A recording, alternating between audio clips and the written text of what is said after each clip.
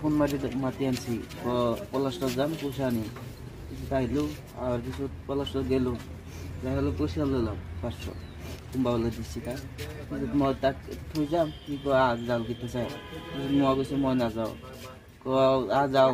মই কৈছো মই লংকুন পিন্ধি আছো মই নাযাওঁ পানী খাতুত বা নাজানো মই কয় নাই চাই ভিতৰত টানত থাকে মই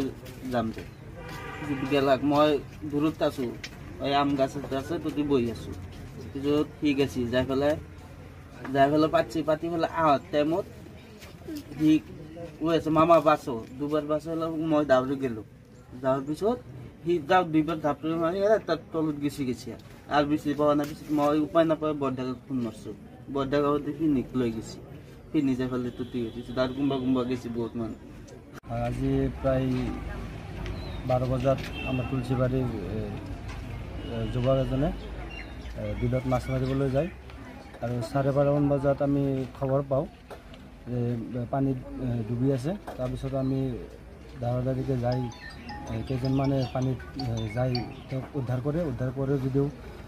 পুলিচ প্ৰশাসন আহি তেওঁক উদ্ধাৰ কৰি মেডিকেললৈ প্ৰেৰণ কৰে তাৰপিছত ডক্টৰে মৃত বুলি ঘোষণা কৰে এতিয়া বৰ্তমান ৰঙিয়াত আছে কালি পোষ্টমৰ্টমত নিব বুলি আমি খবৰ পাইছোঁ হয় আজি আমাৰ অতিকৈ দুখৰ খবৰ আজি আমাৰ এই তুলসীবাৰী গাঁৱৰ স্থানীয় যুৱক প্ৰায় 22 বছৰ বয়স অনুমানিক দুপৰীয়া আজি 1মান বজাত বিলত মাছ মাৰিব গৈছিলে মাছ মাৰিব যাওঁতে খালত ডুবি পেলাই মৃত্যু ঘটে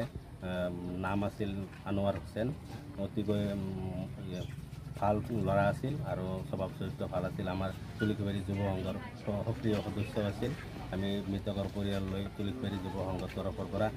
গভীৰ শোক বেদনা জ্ঞাপন কৰিছোঁ লগতে মৃতকৰ আত্মাই যাতে চিৰশান্তি লাভ কৰে তাৰে কামনা কৰিছোঁ।